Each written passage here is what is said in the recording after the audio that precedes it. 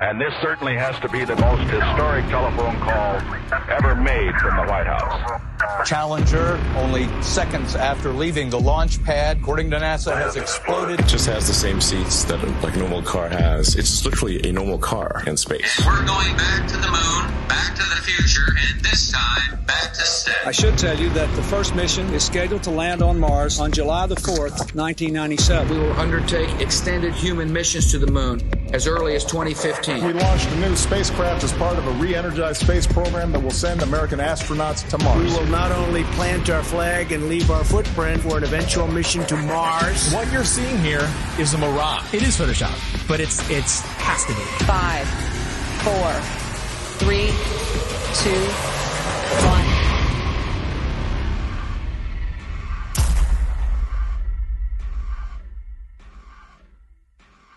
The one thing globe believers need to understand is that you don't just take the spinning ball Earth and flatten it out and put it back in the heliocentric model. Like it's just the only misfit planet and it's flat and the rest of the planets are round. No flat earther has ever said that. No flat earther will ever say that because it's not what we believe. The Earth isn't a pancake floating in outer space, and you will never hear a flat earther say that.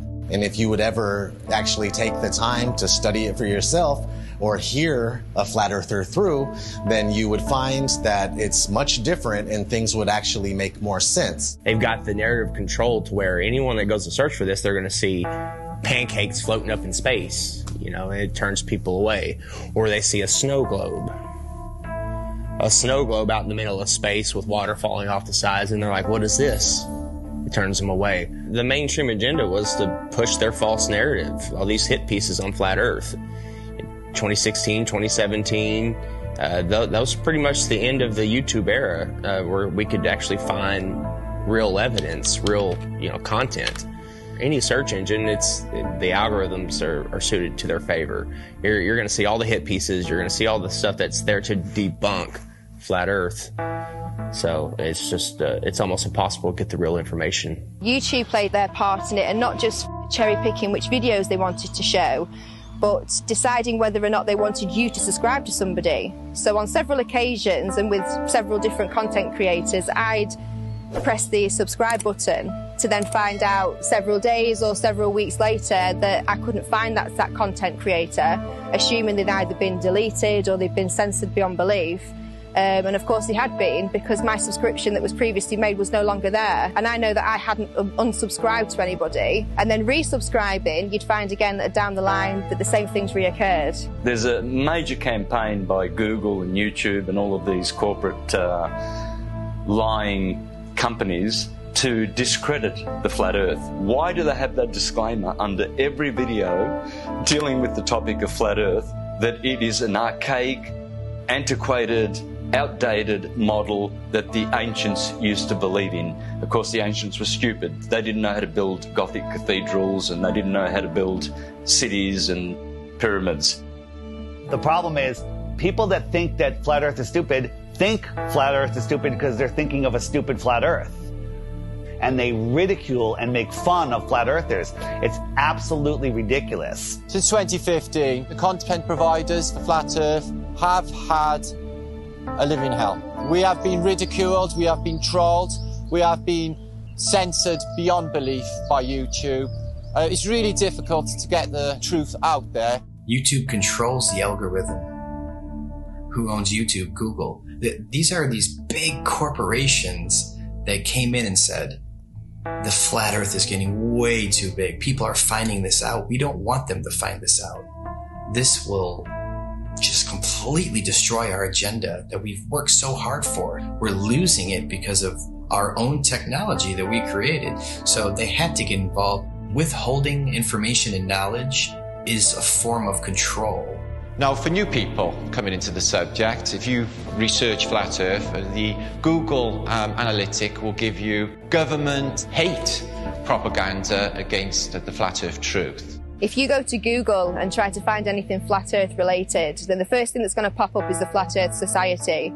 And that is something that has absolutely nothing to do with this movement. In fact, it's a completely made-up organisation in order to deter anybody looking for some sort of truth so that you'd first of all get to that page, you'd see these ridiculous accusations and this spinning disc illusion that's going upwards in space that I can assure you nobody believes in. If the globe model was as strong as they claim to be, then there wouldn't be so much concern with anybody talking about a stationary Earth model. Now, everything's fine in court until somebody walks in with a load of shit on you.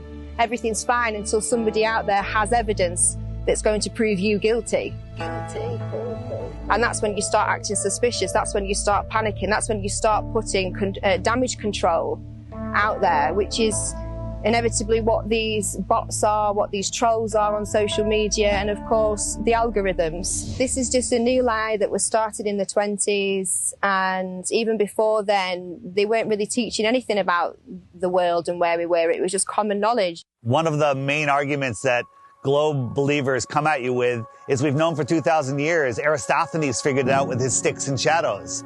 Well, Aristophanes may or may not have been a real mathematician. He figured out the shape of the earth. That would have made him the Michael Jordan of mathematicians, but nobody ever mentioned him in a book until the mid-1900s. What's crazy is I've talked to some elderly people, and they've told me that back in their day when they were in school, they didn't even learn about people like Copernicus or Galileo. Everything's up for grabs at this point. People like Christopher Columbus and any other figure in history could be totally false or created just for some sort of agenda. This is everywhere. We found somebody in Croatia. They said they were teaching flat earth through the 1930s. Most people think that this flat earth versus globe earth has been going back and forth for thousands of years. No, it has not. This is a brand new deception. They come up with these stories, these fictional stories, fictional characters, to reinforce that we live on a ball. All of our globe provers, Galileo, Aristophanes, Copernicus, the pictures of them show that they're Masons, but I contend that we don't even know if they're real. All of our history is a lie. I've met people that said that they were taught flat earth in the early 1960s in school. They were taught flat earth and globe earth, and then it kind of just went away. I interviewed Ruth, a 102-year-old woman, back in February of 2020, and she was taught flat earth in public school in Connecticut. Tell me your name. Ruth Heath. Ruth, and how old are you today? 102. 102. So you were born in 1918. 1918. And we were just talking, and I asked you what shape the Earth is, and what did you say? What were you taught in school in elementary school? I was taught in school that the Earth was flat. Where did you go to school? Elementary school? I went to Spoogland School in Hamden, Connecticut. So how does it make you feel to realize that you were right as a kid? It makes me feel better. It does make you feel better, right? Oh, it makes me feel alive. Oh my God, that is so true. My whole life, I believe, yes, what I was taught. That's and then right. When I discovered the flat earth. You feel better about it. Because we are the center of creation. That's right. We are important. That's right. We are here. We are God's children. And when all the problems that are happening in this world today. I'll give you some good news. A lot of the problems that they report on the news aren't even real. That's right. That's right. They're just keeping us in fear. Keeping up. That's right. That's right. That's right. I understand that. I understand. They just say what they want people to know. That we never went to the moon? That was all fake?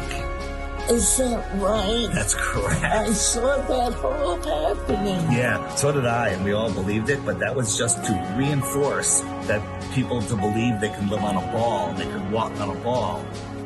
Oh, it's such a lie. It's such a lie, but knowing the lie is like going to a magic show. I woke up. Yes. That's what we call it. We call it red. This is your moment of waking up. Oh. It's when you go to see a magician and you know how the tricks are done, and the magic no longer works on you, and you're free from the illusion.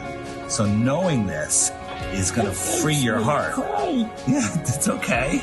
It makes me cry. Happiness. Yes. Tears of joy. Yes. Thank you. All right, give me a hug. Here we go. All right. Rockefeller seems to have a role in this. He started the General Education Board and continued being involved with the educational system. The fact of the matter is, the people that have been in control, they're in control now, and they're going to continue to be in control, whether they pass it down or change the name, whatever it may be. But yeah, I mean, whenever Rockefeller's name is tied to something, it's always something to question, that's for sure. That's a huge red flag for me, that they can come in and change everything we know, all of history, and turn it into deception, and keep teaching the deception over and over and over again until it becomes the norm. The same man who said that he wanted a nation of workers and not a nation of thinkers.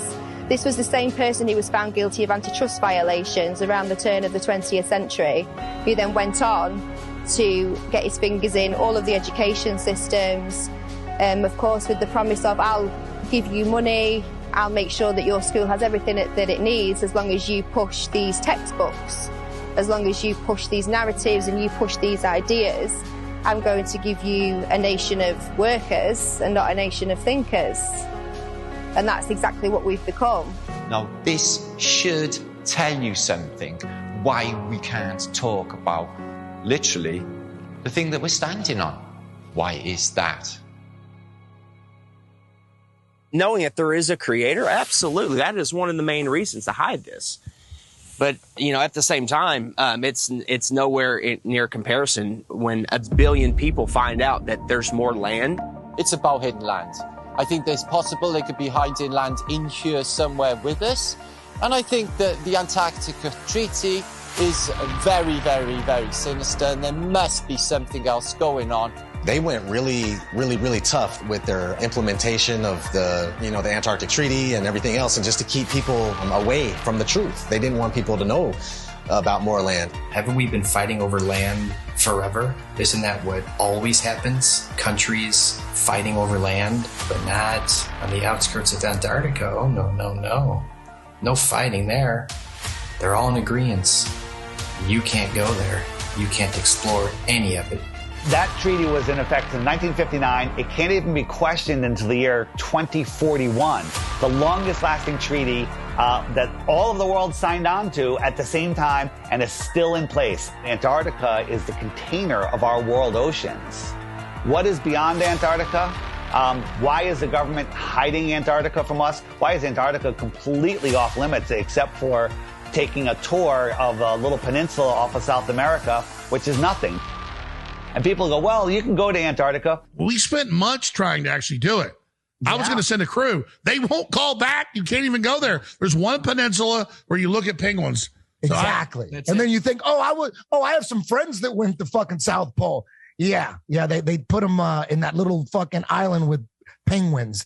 You can't just saying you went to Antarctica and you walked around it. He's like being in New Jersey and saying you were chilling in California. It's fucking huge. There's about 100 different companies that you can spend a lot of money to go on a little guided tour of just that peninsula. But all of those companies are owned under one umbrella. One person controls them all. They don't let anybody explore Antarctica.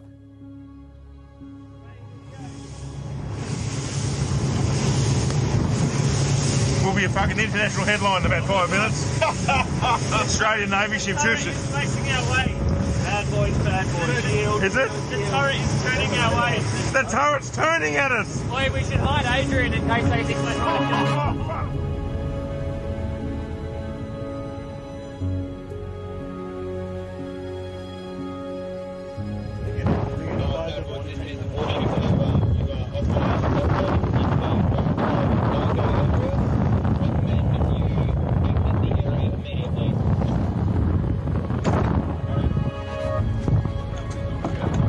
we're just traversing. Is there a helicopter coming at us now? Are we late? I don't know where. Just travel, just go. Just go. Send out the chopper. That's a drone. Is it? That's unreal.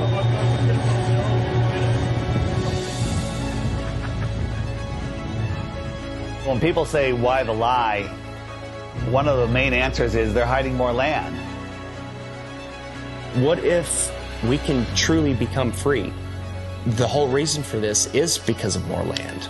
Because think about it, if there's more real estate, if there's more resources, natural resources, if there's more food for our starving children, if there's more space, more room for us to get away from the child sex trafficking, if there's places where we can go and other civilizations we can be a part of, where they don't charge you for water, they don't charge you for free energy, they don't charge you for property taxes.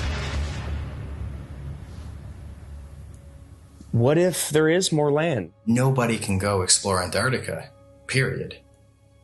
Because if humanity found out there's more land, then the heliocentric theory is gone.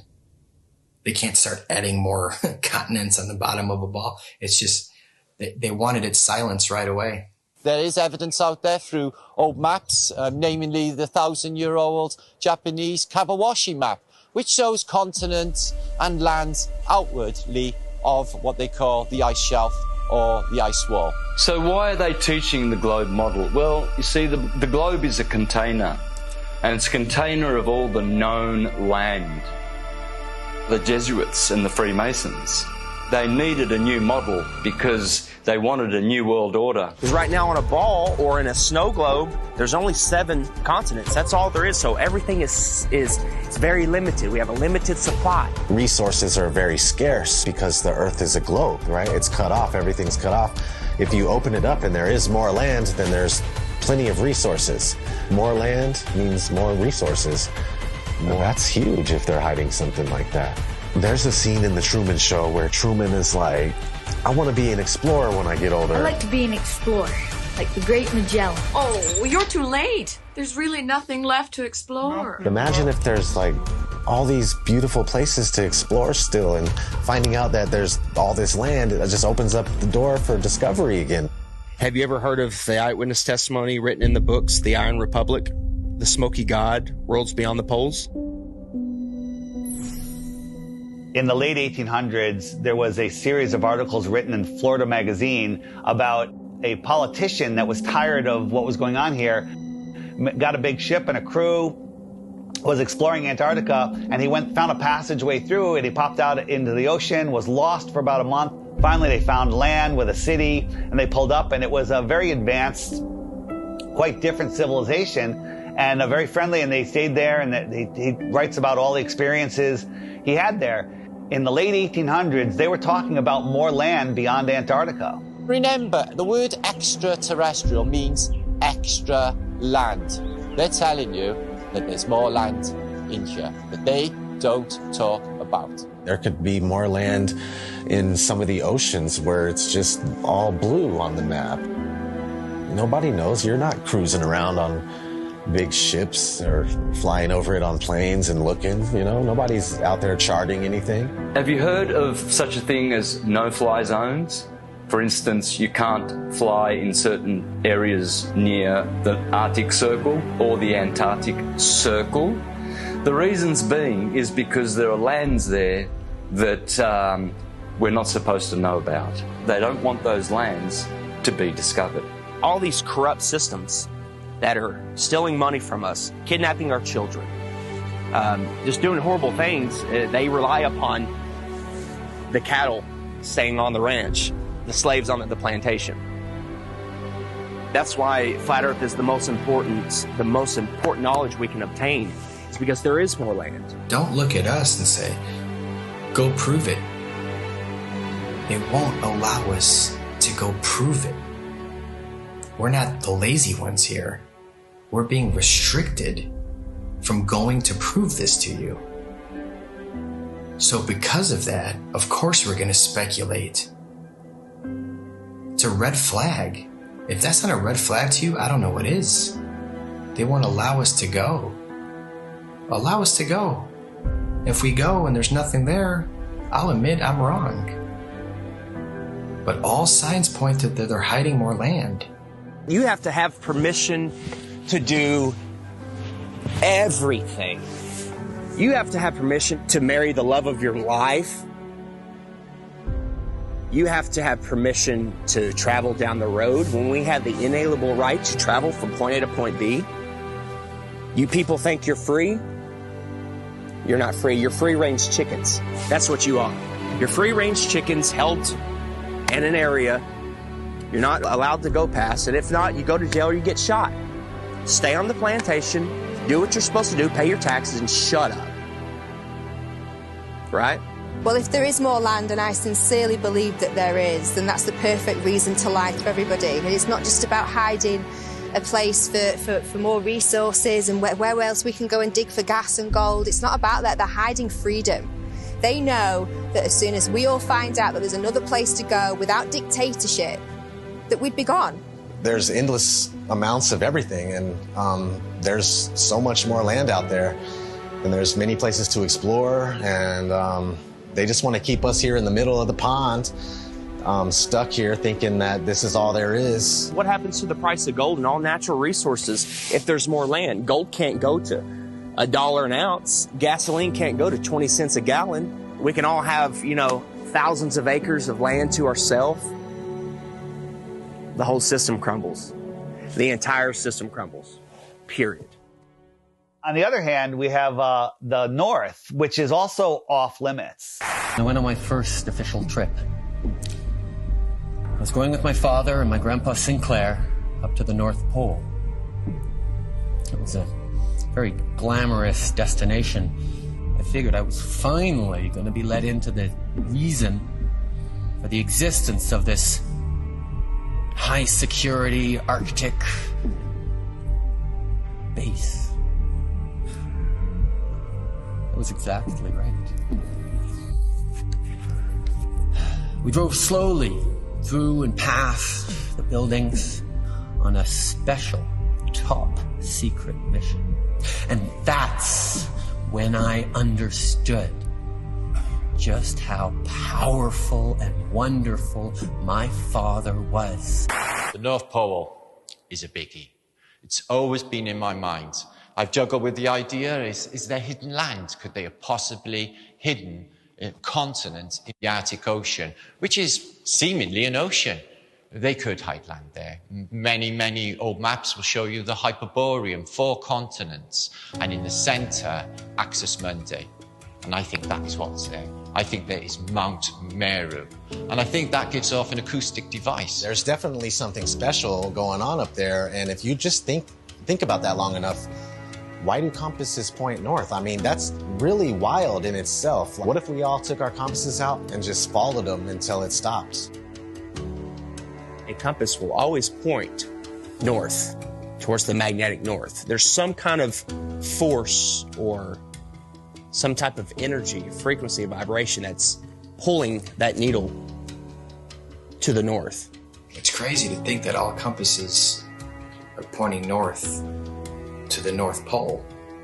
No compass points south. There is no South Pole. There's no compass that's going to go south. And no, it's come to the north. There's something there. I think we can all agree there's something there. And it's crazy that they cover it up. They've covered it up for so long. There's ancient civilizations, the Nordics. There's people have talked about, you know, the Rupert Nigra, the Mount Meru, the giant magnetic mountain at the center.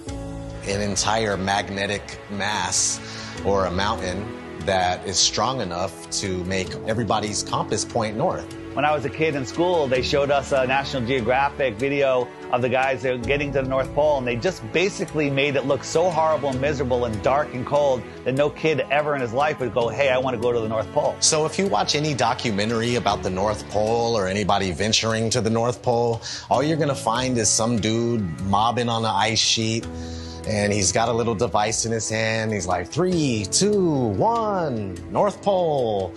And that's not the North Pole, man. That's bullshit. I just don't know what this is.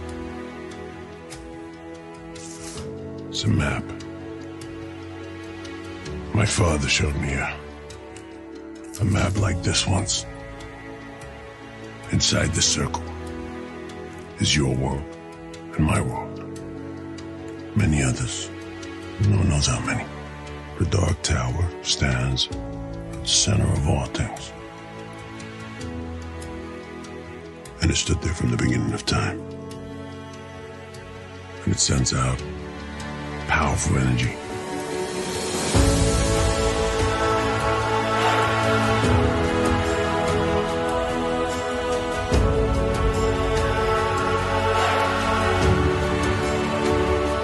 I think that there's possibly a North Pole hole, part of the electromagnetic torus, which gives off a green light, which you see as the Northern Lights. The North Pole is the center of the Earth. It is a hyperbola. Because we live in a toroidal field solar system, there must be a plane of inertia intersecting it in the middle, and there must be a hyperbola, hourglass, in the middle. In the Srimad Bhagavatam, Canto 5, it calls this Mount Meru. And why are we not allowed to go anywhere near there? Well, simply because you cannot go there. It is a magnetic toroidal hyperbola. Therefore, there is no way that you can fly anywhere near the North Pole in the center of the Earth. Admiral Richard Byrd said he found more land, in the north as well as the south. There's a book called The Smoky God of a father and son that ended up finding more land in a race of giants with technology beyond your wildest imagination. Cartographers have charted, maps with land in the center, where all compasses point. There's just a lot of evidence pointing to more land. So yeah, 100%, I would put my life on it that there's more land at the north. It's just as heavily guarded as the south. Can't go check the north and yeah, let me go check. I'll take some pictures and videos and come back. You're not even gonna get that close. You're gonna be turned around, the same as the south. All the way up until the 1600s, they had 4 land masses around the North Pole region. And right after the 1600s is when it slowly started disappearing until finally it was all gone. And you can verify this for yourself if you just go back before the 1600s and look at maps of all sorts. You'll see these land masses on each one, and then sure thing, these land masses just started being deleted from history. So what are they hiding at the North Pole? If we sit back and observe all of this evidence, this eyewitness testimony, the verdict would come back guilty. It would come back guilty. Okay. You are moving 1,000 miles an hour as Earth rotates. You are moving 18 miles per second in orbit around the sun, and you don't feel any of that. Okay? Okay. You don't feel any of that. If it's trying to fling you off the Earth, okay, but the force of gravity is resisting back, by what force is it trying to fling you off? That upward centrifugal force subtracts from the gravitational force that the Earth is trying to put on you. It subtracts. Okay. So, Chuck, what do you weigh here and now? 192 pounds. Yeah. I'll give you the 190 pounds, okay? Okay. So if you do the math, you run to Ecuador, because we're in the Western Hemisphere, so let's stay there. You run to Ecuador, you will not be 190 pounds. You'll be like 185 pounds. What? That's how significant it is. That's if I did my math correct, and I think I did, there are pounds less that you weigh for living on the equator than for living anywhere else, simply because the spinning Earth is trying to fling you off. Nice. Yes. Yes. If the Earth is spinning at 1,000 miles an hour in a curved trajectory, we're dropping at a rate of miles per minute. But somehow none of that inertia affects these rocks here, which are perfectly balanced. The fact is, the Earth is stationary, and that is scientific, not pseudoscience. In 1879, George Airy, astronomer royal for 49 years, who did a telescope experiment and proved that the Earth was stationary. Then we have Parallax, also known as Rowbotham, who carried out an experiment in the late 1800s on the Bedford Levels experiment, where he went at a distance of 6 miles, which should have showed up some sort of curvature of around 16 foot. No curvature, was seen at all. Then we have Michelson, Morley and Sagnac in the early 1900s with their interferometers using light instead of telescopes this time. And with their interferometer experiments, they proved that the ether over the Earth, the field, is moving and the Earth is stationary. We also had Michelson Gale. They did an experiment in the 1930s and proved that the Earth is stationary. One of the greatest science experiments of all time, in my opinion, is from Marconi. Marconi, in 1901, set up transmitters to send radio waves, like signals, wireless signals across the ocean, Atlantic Ocean, okay? So he has one set up in Europe and one set up in Canada, okay? And they're sending signals, I think the letter S was the first one, boom, whew, and it worked. Almost 2,000 miles across the ocean, they got the signal. There's no curvature. You're talking about 600 miles of curvature between the 2 points. But it worked because all water's level. I don't even know if he was trying to talk about that at the time. It was just more about his technology that he was coming out with. And have you learned about that in school? No. Then we have Pierluigi Ghina, a colleague of Marconi. And before he died, he showed people in his laboratory how the Earth is stationary. You can go to my channel, Mr. Astrotheology, and you can see videos of Mr. Pierluigi Ghina proving in his laboratory with strobe lights how you can prove quite easily that the Earth is stationary. Every scientific experiment throughout time looking for axial rotation or curvature has proven the opposite. They don't teach this in schools. Any observation, when you go outside on a calm morning, you can see a perfectly glass lake. And your senses will tell you that, nothing is moving. We, stationary Earthers, we have science, real science, on our side, and the globies have pseudoscience. In fact, all they have is Einstein saying, I have come to believe that no optical experiment can prove that the Earth is moving. And yet, the Earth is moving. Science! Yeah, Albert Einstein. I always recommend people go watch Albert Einstein in his interviews.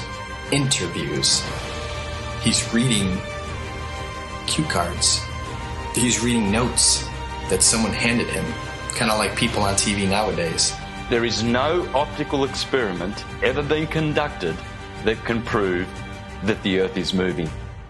The Earth is spinning at 1,040 miles an hour. You can't feel it. You can't measure it. You can't observe it. You can't repeat it. But trust us, there's not one experiment that shows the Earth is spinning or moving whatsoever. There is, however, an experiment that was proven in Behind the Curve. Bob Nodell was talking about the ring laser gyro, showing that there is a apparent 15 degrees drift throughout most of the day. When we turned on that gyroscope, we found that we were picking up a drift, a 15 degree per hour drift. And this was taken out of context. It was later, the experiment was done at a higher altitude and it showed a different rotation speed, which absolutely proves it's not the Earth that's moving, that it's the ether that is spinning above us. Netflix is mainstream. Netflix is the alternative mainstream narrative. Netflix can't go against the grain. They'll lose their contract. A documentary, like a mockumentary. I'm sure someone watched our movie and was like, whoever made this movie is a government shill, and they're just trying to hide it. Netflix is in on it, trying to hide it. Yeah, he accidentally proves that the Earth is round. It was the biggest mic drop. It was the biggest mic drop. And I love that you kind of cut it.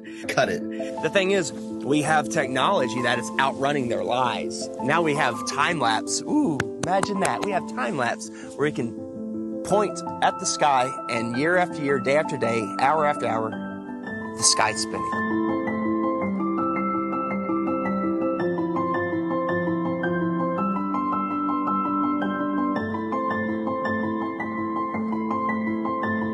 Every day there should be different stars random stars in the sky if we are traveling at 650 million miles an hour, which is Mach 870,000. Do you really believe that every year we move through space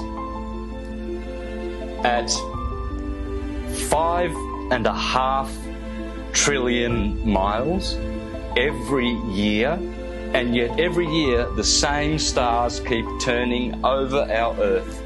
Aries, Taurus, Gemini, Cancer, Leo, Virgo, Libra, Scorpio, Sagittarius, Capricorn, Aquarius, Pisces, year after year after year, and yet none of those constellations distort, change shape, get brighter. There has never been, in recorded history, we have never seen any star get brighter or dimmer or any shape of those constellations which are still recognizable today as they were thousands of years ago. They never suffer any parallax or distortion. Polaris has never moved in all of recorded history. Point your camera up at Polaris and do a time lapse and watch God's perfect timepiece spin above you.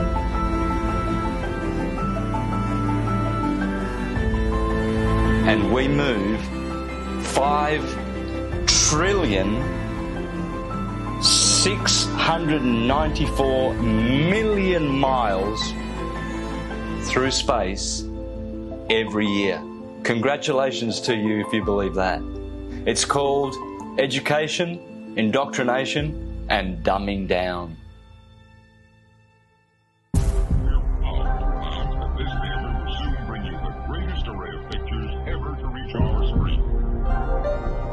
If you look back in history, you got Universal, their company. They started off with a logo with a globe in it, but it wasn't until like the 1920s that they actually had the motion one where it was a spinning globe. And they actually had an airplane in the early ones, like leaving a chemtrail that said Universal, which is kind of funny. Nobody has been high enough to even see what it looked like. They were definitely trying to instill the image of a globe in people's heads because obviously early on in the movie industry, they were one of the most popular companies to make movies, so people were going to the theater and seeing this globe.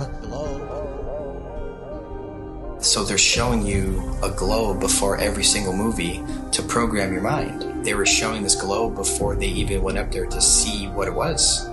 I think the first man ever to go up and check is Picard going up there. I mean, that's a story we're not taught in school. From the practical point of view, Professor Picard's experiment is of the highest possible importance. These timelines, these dates, these are facts. We got August Picard coming out in the 1930s in an actual publication by a science journal saying that the Earth looks like a flat disk with an upturned edge. Besides Universal programming you, you had Walt Disney programming you with space documentaries for almost 15 years straight. Some pretty crazy propaganda in the 1950s.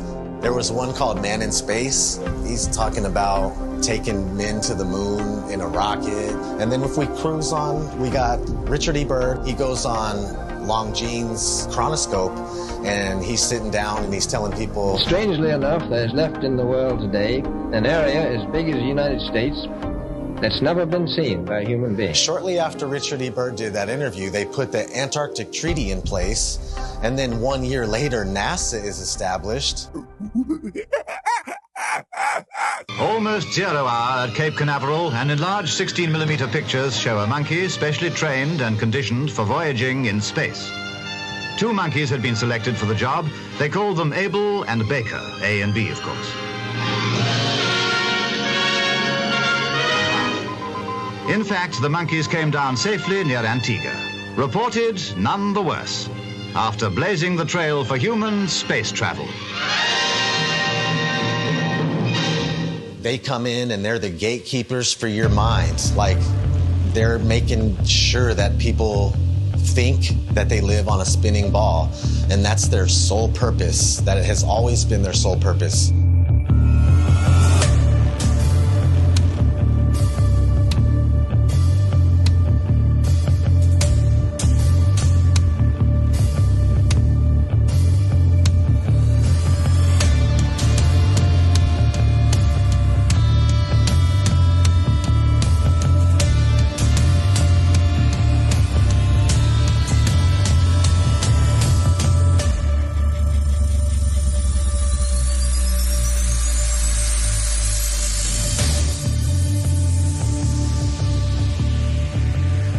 is the magic of engineering. I would wear a mask on my face in a nanosecond, but unfortunately we lost the technology.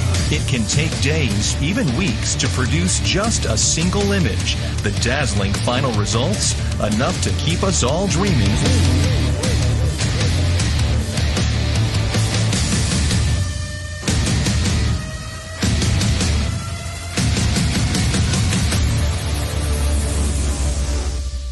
NASA is hiding the frickin' flatness of the Earth. Why?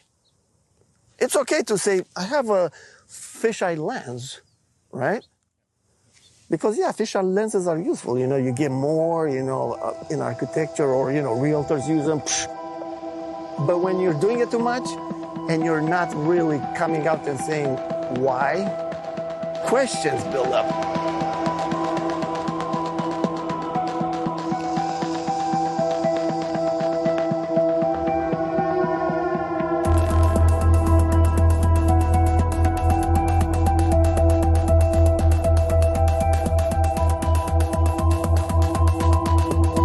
In 1923, a fisheye lens was invented. So these space agencies had a heads up already. And the fisheye lens was originally, I think, $27,000 to purchase. And this is in 1923. I mean, today that's about, what, 100 grand, 200 grand equivalent in cost? And people would tell me, Hibbeler, I'll give you that. NASA is a lying government entity, right? But what about Red Bull? Red Bull's just an energy drink. And I saw Felix Baumgartner jump out of a space capsule. Flat Earthers did a great job of debunking that. Of course it's a fisheye lens, it's not even a question.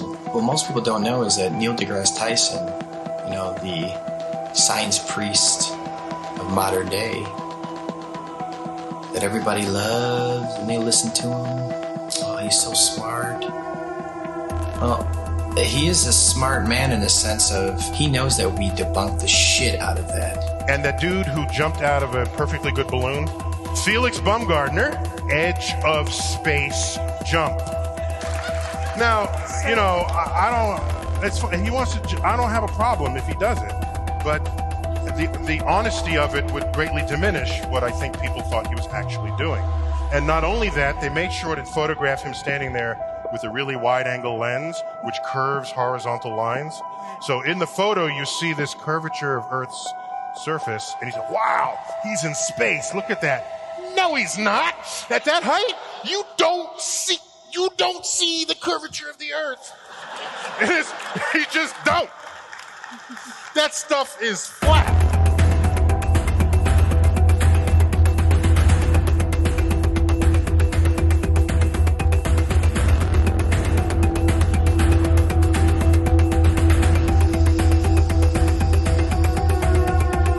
Put so much pressure on Neil deGrasse Tyson to come clean. He had to. We exposed Felix Baumgartner. That's a complete fisheye lens. There's no curvature at all on this Earth, let alone they're trying to sell it as 23 miles up. There's curvature. Even though people will sit there and swear they saw curvature out of an airplane 10 miles high. Yeah, okay. So your priest Neil deGrasse Tyson admits 23 miles up, no curve.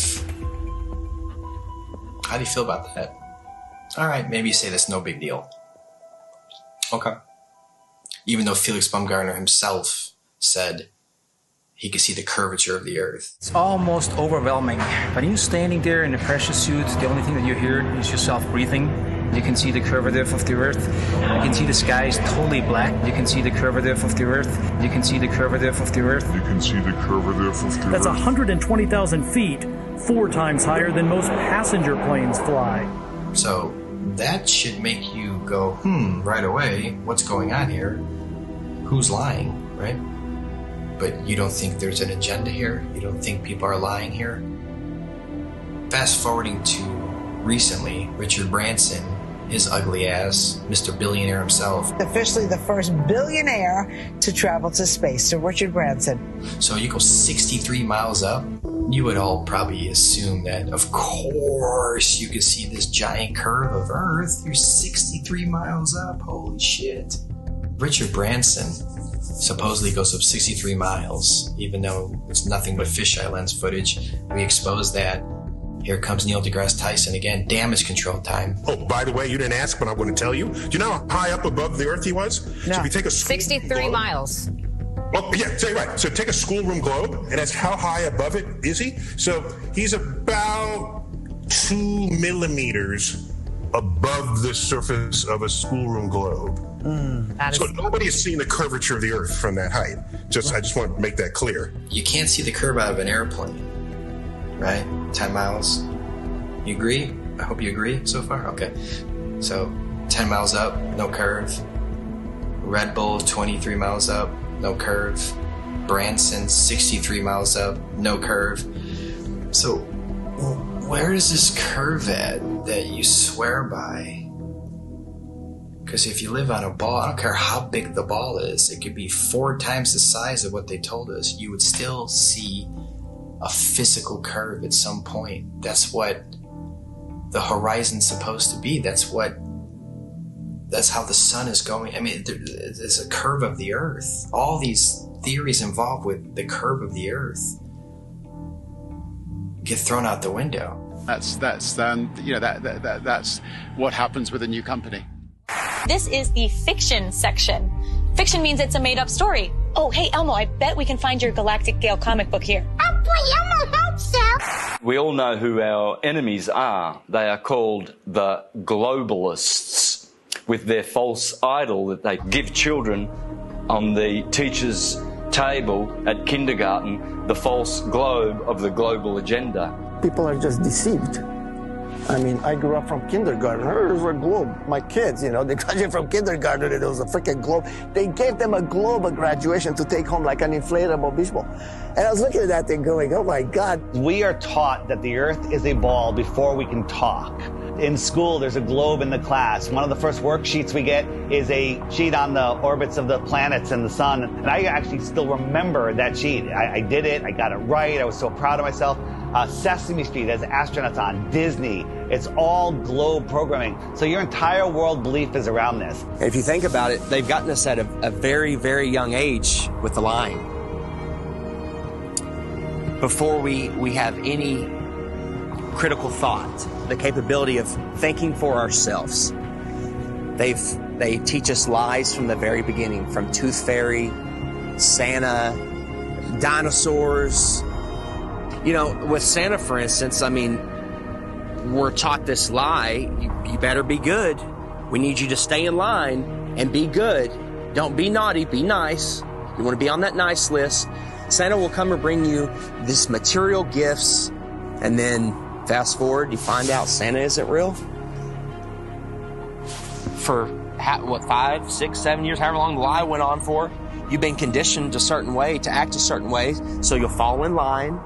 You'll do exactly what mommy and daddy tell you, what the teachers tell you. And when you realize that lie, it's subconsciously, you're taught at that point, it's okay to lie. It's okay to lie. It's okay to accept lies. It's okay for people to lie to you. It's okay for you to lie. So the whole world is a fucking liar. Everyone's a fucking liar now because they were taught at a very young age it's okay to lie. They get you with these lies of Tooth Fairy and Santa at a young age. So when you're an adult, you can't tell the difference between a lie and reality. And when you do find out it's possibly a lie, oh, it's okay. You're subtle. You're passive. You allow the lie because you're used to, it's okay to lie. You've been conditioned your entire life. It's okay to lie. It's okay to be lied to. So when the lie comes out, people are just like, okay, whatever. Got to turn on my Fox News. Got to go to the bar. Got to go watch my football. Give them bread and circuses, and they will never revolt.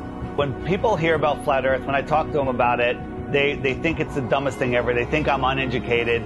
They don't realize that they don't know what they're talking about. And people say, well, what about ships over the horizon? You explain that. What about sunsets? You explain that. What about seasons? You explain that. And then they throw their hands up and go, well, why does it matter? What difference does it make? I still have to go to work tomorrow.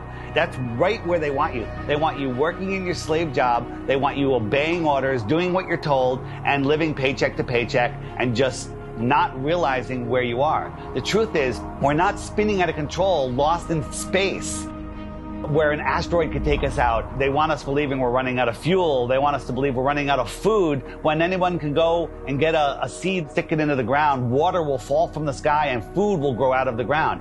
There is no shortage of water, food, space. Every American family could have a half an acre in Texas and the rest of the country would be empty. They're lying about everything. You let your kids get raised and taught by other people that you don't know what they're learning. Everybody's disconnected. There is no harmony or anything going on with human beings. We're all scattered, disconnected, and pretty much what they're doing with teaching us this whole lie about the Earth being a ball, and you're flying through outer space, and dinosaurs used to roam the Earth, and if these powerful beings could get wiped out by a comet, then what are we going to do if a comet comes? We're done. So the heliocentric model not only manages to keep us all completely worthless floating amongst the stars in space, but it also keeps us in fear that we're either going to knock into something in the future, or there's going to be something that then bangs into us that causes some sort of horrendous collision and we're all going to die, or maybe, you know, some cartoon satellite has found another planet where there could be like flesh-eating monsters on there, and it's, you know, some sort of crazy shit that they throw down your face and try and say, you know, this is, as well as everything else that you're scared of, keeping your house, keeping your health, keeping your family together, there's also a chance as well that some rock may fall from the sky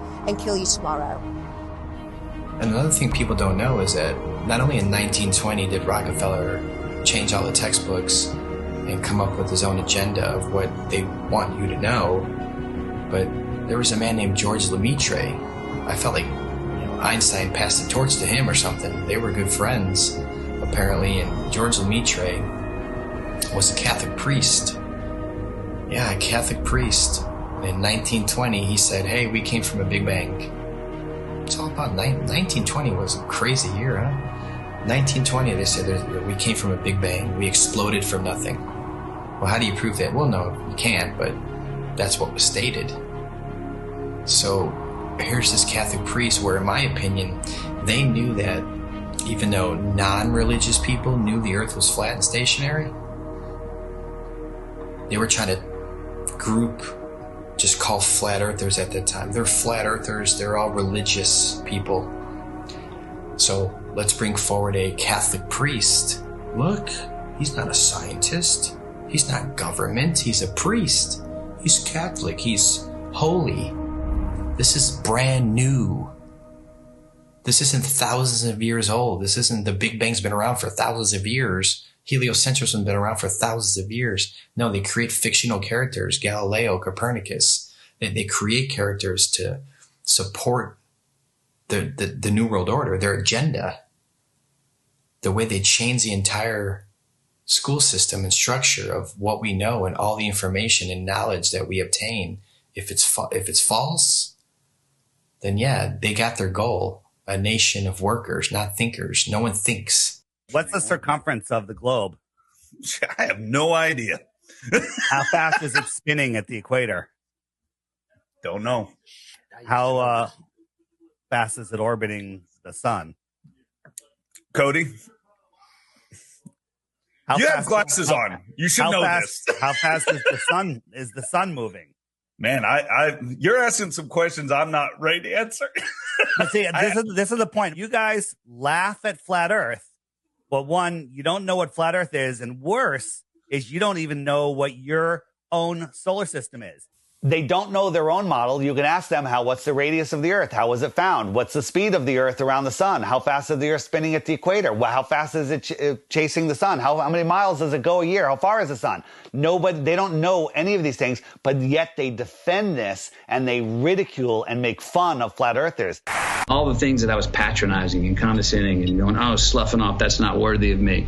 They rose up to eye level. And I remember saying, boy, the world is flat. I'm looking it in the eye. I see further, I see wider, I see clearer.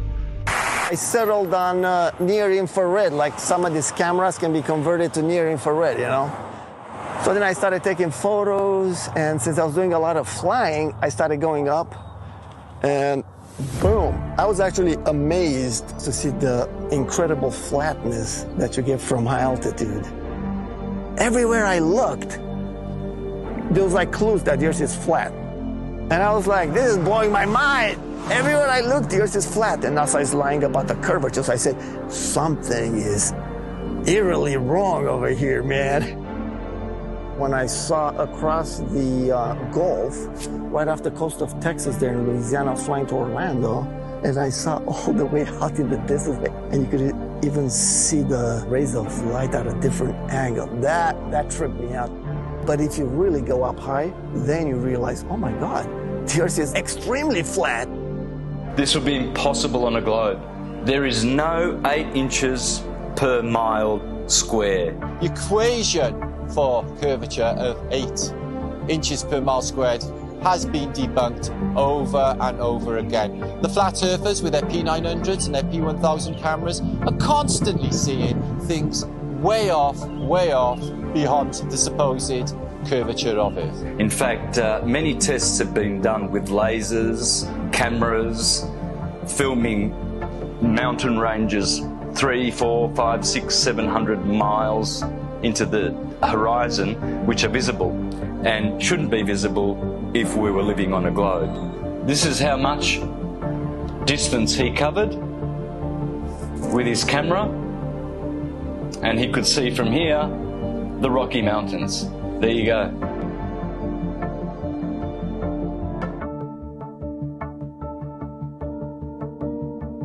There is no 8 inches per mile square. There's no way you can see 500 miles on the other side of this ball. There's no buildings that are curving backwards. If point A to point B, you're on a ball, you know, they're not going to be flat up and down like on our flat Earth. They're going to be like this. There's no tilting. They've measured distances from the base of buildings to the top, level and flat. People look out at the ocean and you see ships and stuff, and it appears like these ships and boats, they go down, and that is a huge factor as to why people think the Earth is round. If you look at the ocean or a lake, it looks flat. Look at that. Look how straight and flat that horizon is. Looks flat, doesn't it?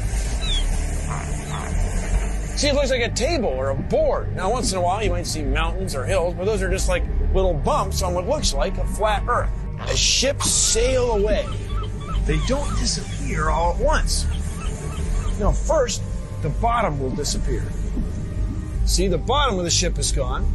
Now we can see midway up, and then the whole thing disappears. So people realized that the world is curved. I mean, it's a big curve, but it's curved. That's what we call pseudoscience. You could buy a camera now that zooms times 100, and you could zoom in on these ships and boats leaving your view, your human eyeballs view, pull out a camera and zoom in on it, and suddenly you're back. It's on top of a level surface, still cruising. So the limit of your vision is where the sky meets the ground due to perspective. As they come together, that's the limit of your vision. That's called our horizon. The horizon is optical. If you had a super zoom camera, you can zoom in and make this angular size bigger to reveal small objects that you couldn't see. And then when you zoom out, it goes back together and things disappear into the horizon, not over. We see skylines beyond what we're supposed to see. I mean, the visibility from 100, 200, 500 miles away, it debunks the whole 8 inches per mile squared. Photogrammetry, I think, is one of the best way to convince yourself. You do multiple images of the ground, and then you put it in a software, and you realize how flat it is. You're seeing it yourself. It's your data. Nobody's lying to you. You've taken the data at yourself. It's not Jay Tolan that's trying to, troll you. Like some people, they're like, he's trolling people, man. And it's not SpaceX or NASA doing it either. It's yourself. Yeah, it's yourself. You're doing your own experiment. Many times when you're looking out over water, there's waves. Well, those waves will block entire city skylines. If this was a wave right near me, if my face was a city skyline, it blocks just the bottom. But if that wave was closer to you, it blocks much more of it. It's all perspective. And I thought I wasn't going to get anything that would beat this until I found this photo from Grandmere State Park. This is from Joshua Nowicki. And what you're seeing here is a mirage. Typically, we would not be able to see this. This image would be viewable from much, much higher in the sky, up in space. The story has been one of the most viewed stories on our website ever. They say my explanation is a cover-up. A cover-up to their belief that this picture is proof the Earth is flat. The one goal I had was to prove that what people are seeing from the other side of Lake Michigan is not a mirage, that they are actually seeing the city there. What do you think, Steva? I think it's amazing, dude. It certainly did. It's not a mirage, I can tell you that. No. Our focal point was the Sears Tower, which is also known as the Willis Tower, right? Yes, the Willis Tower. The Willis Tower, and we can see it the entire time. We can see it the entire time.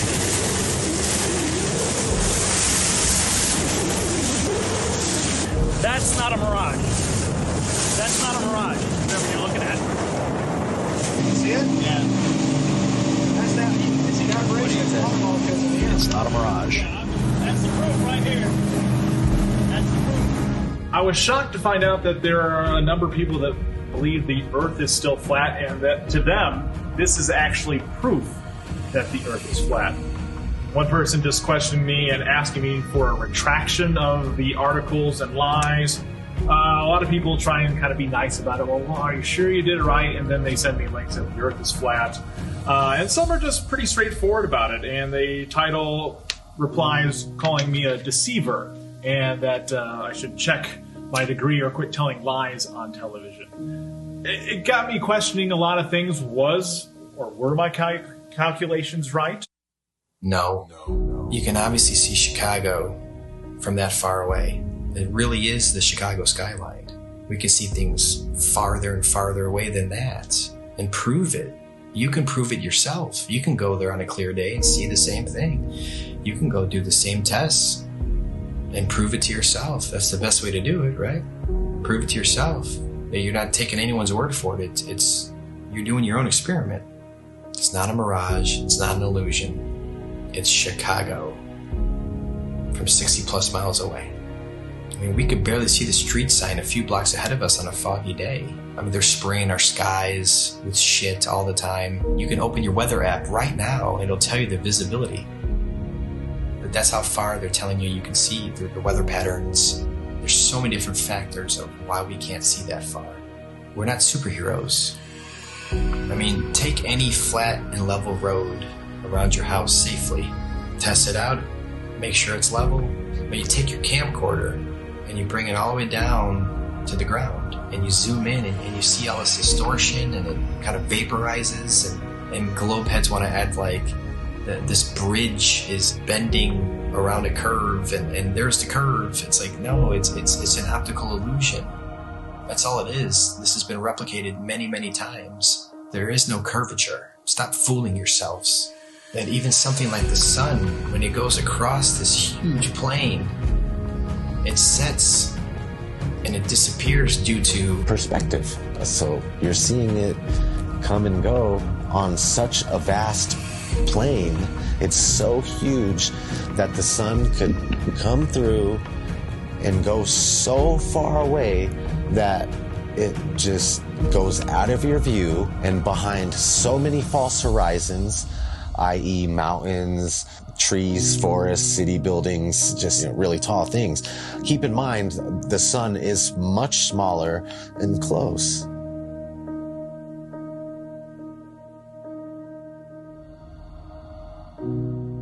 This is an intelligently designed and created place. As the sun, moon, and stars are rotating around, knowing that we can only see a certain amount of light, I think like 1%, there's only so much light our eyes can actually see. Unless you're on like DMT, I'm sure you can see way more lights. But naturally, we can't see that many lights in the sky. All ancient civilizations spoke about other bodies, other lights in the sky that may or may not be visible to us at any given time. It's crazy though, when you see solar eclipses, you don't see the moon at all. I remember as a kid, I like, where's the moon now? And it's like you just see this black circle and then everything goes back to normal, it seems like. It's like, what the heck just happened? On the total eclipse of the sun, the shadow that the moon casts on the earth is only 70 miles wide.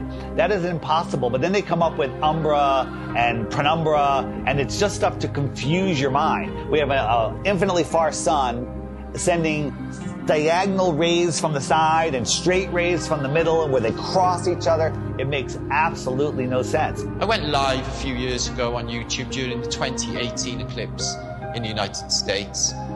On a live event, and we were all waiting for the moon to actually show up to cause this elliptical, this eclipse, and all we found was no moon showed up.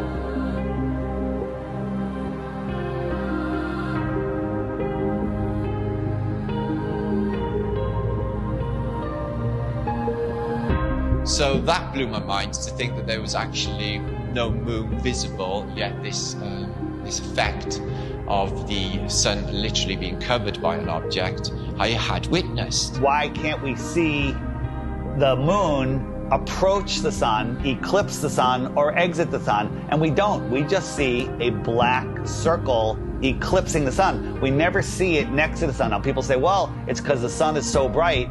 When the moon is totally eclipsing the sun, you should be able to see the features on the moon. You should be able to with a regular camera, with your regular eyes, with an infrared camera, but it has never been seen.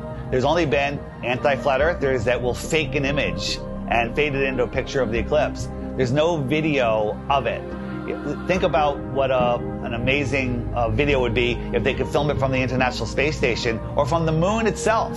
Never happens, because I don't believe it. The moon that we see is what's eclipsing the sun. There's lots of ancient mythology about other dark bodies. There could be anomalous bodies up there. They're not actually visible to us. A celestial body that we perhaps can't see, because there's on the spectrum of light, we can only see 1% of all the light rays, gamma rays, X-rays. We can't see these certain frequencies and energies and lights. What happens is the sun is eclipsed by the so-called moon, but it's not the moon, it's actually the north node. There's been, times documented in the past where there's, this eclipse, and the moon's supposed to be eclipsing, and there's no moon anywhere in the sky. Nowhere. Anywhere. That makes absolutely no sense. So there's got to be another celestial body. The oldest ancient symbols, and it's the black sun. A celestial body that we perhaps can't see.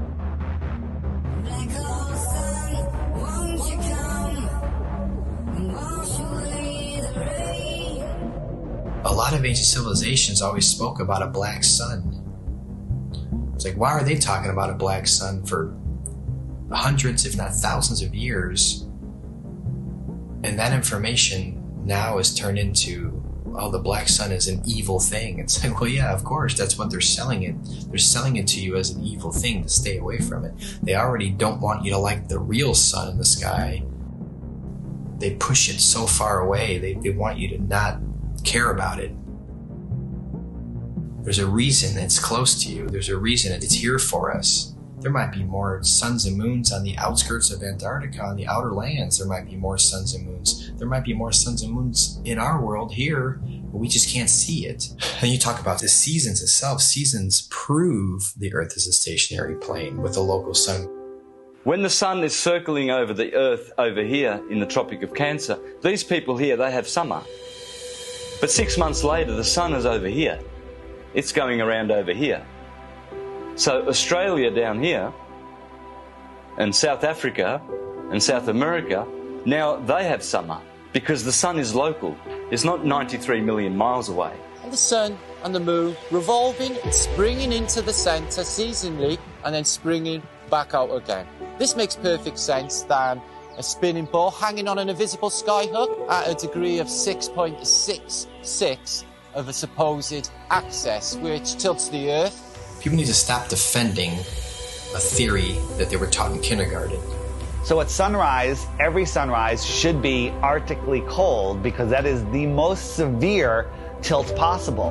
And to make it worse, in the northern hemisphere, in the heliononsensical model, the sun is 3.5 million miles farther away in our summer. But when the sun shows up on the horizon, I can feel the heat on my face immediately. I can get a suntan in June. But in December, at solar noon, when the sun is at its highest point in the sky, I can look up at the sun and barely feel the heat on my face. And also, it's 3.5 million miles closer. The whole tilt thing doesn't make any sense. And when the sun is on this side, it only illuminates this part of the Earth because it's local. And this part is dark, that will be night. So it's quite easy to understand day and night and the seasons and explain them on the flat Earth than it is with the globe model. The sun, moon, and stars are rotating around our heads like a perfect clock, and it goes out of your view as taking the light with it. This is an intelligently designed and created place. The sun does move about 15 degrees per hour through the sky, but when it gets close to the horizon, it kind of stops and it stays there and it moves at a different speed. I filmed this several times with my drone. No humidity and not over water. And it'll just stop and sit there, and then it kind of just fades away as it goes into the distance. But at the same time, because of perspective, I have friends that were down at the beach that saw the sunset 10 minutes earlier from the bottom up. And that's simply because they're looking across a span of water that has a hill with trees, a tree line on it, which is hundreds of feet over their heads. But from their point of view, it's at eye level. And as the sun moves away, it just gets eclipsed by the tree line, which they think is eye level, but it's high up in the sky. Water. It's always flat, always level. So starting at the northernmost point, as far as I can get, of Lake Michigan, and then traveling south, you can see that red line here, that the body of Lake Michigan is 574 feet above sea level, and it's level. There's no change in elevation, there's no curve. This cross-section shows what an undisturbed body of water looks like, and that's level. We know that to be true. There's three properties of liquids.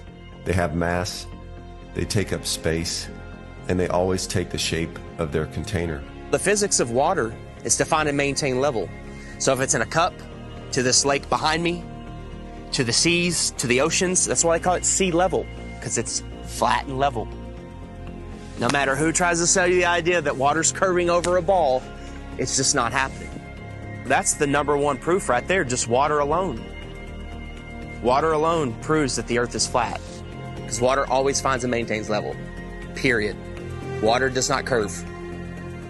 In its temporary state, it's finding its level. Once it hits the ground and finds its level, it remains level.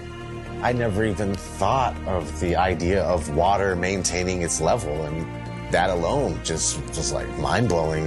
Like, absolutely, water has to maintain its level. Like, it's always, if it's calm and there's nothing going on, you know, it's, you look at a lake, it's just chilling flat. It has to be. It can't curve. There's nothing you can say or do to ever show water bending or curving. Water needs to be contained. No matter what you do, it's going to remain level. The flat Earth proves beyond a shadow of a doubt the existence of intelligent design, a creator. And we are all important in the center of the universe. Yes, it is absolutely imperative that we know that there is a creator, that the sun, moon, and stars revolve around us, that we have a purpose. We are at the center of the universe. I didn't become a millionaire until I realized I was at the center of the universe. And now I have a purpose. Once you understand that you are at the center of creation, everything changes. And basically, we're unplugging from the matrix. We're unplugging from the heliocentric system. And when you do that, the rulers of this world, you unplug from them. You stop feeding them what they need. They want your fear energy. They want your labor. They want everything from you. And people unknowingly just keep giving it to them. I don't want my children to be lied to. And I don't want my grandchildren to be lied to either. So if this is going to stop, it starts with you and I. You know, they inherit all this stuff. You go to school and they teach you.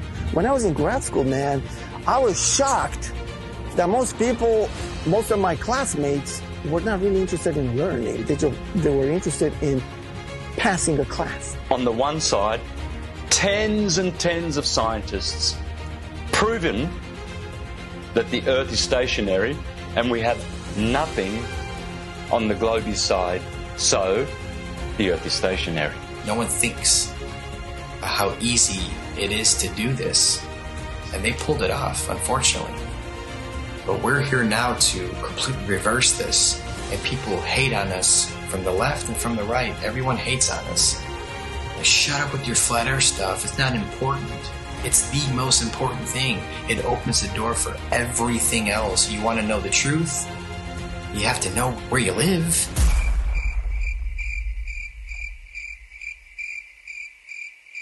This whole agenda is to keep people disconnected from our creator, you know? They want to just cut all our ties spiritually, and that's one reason why they calcify our pineal gland. They don't care about our health. You know this by look at your water supply. Even the water that you'll drink yourself when you go and buy bottles of it, it's got chlorine in it, it's got fluoride in it. These are all chemical waste products that they then rebrand and put in our drinks and tell you, oh, well, it cleans it. We'll also take away all of the medicine that's kept people alive and well for centuries. And they'll tell you, oh, no, that's not good for you, that's not safe for you. Here's our product, here's our petroleum-based medicine that they've been pushing on us for the past 100 years. And, of course, look at people's health, look at the world's health. Are we a healthy nation? Is any nation a healthy nation? No. And who's in charge of healthcare? The governments, the corporations. So it seems like everything that they touch turns to shit, so why do we allow them to touch everything? Stop defending Rockefeller, Rothschilds, all these goons, these people that want the New World Order, the modern day people, Bill Gates, Schwab, all these people that they're pushing for it and they feel like it's almost there, and we're sitting here fighting it. We're sitting here trying to wake the world up so we can have a peaceful and loving world again. And you're attacking us. Whose side are you on? We're trying to take these evil entities down that suppress our knowledge. We're trying to give knowledge back to the world so we can become powerful again. If there's more land, if 1 billion people found out tomorrow that they can all go to outer land space and visit other tribes and civilizations and explore technology and animals, the whole system would crumble. And I know there's a lot of people out there, celebrities, people with big shows, big names, with big followings that know the truth of this world, and you're keeping quiet just to protect your little empire. Well, now it's time to say something, because the empire is falling. If we don't do something now, all of this is going away, and they're taking over this world. So speak out. It just takes one celebrity, one person with a big following, and then it goes viral, and then the entire system collapses. All of this world control is based on the heliocentric lie.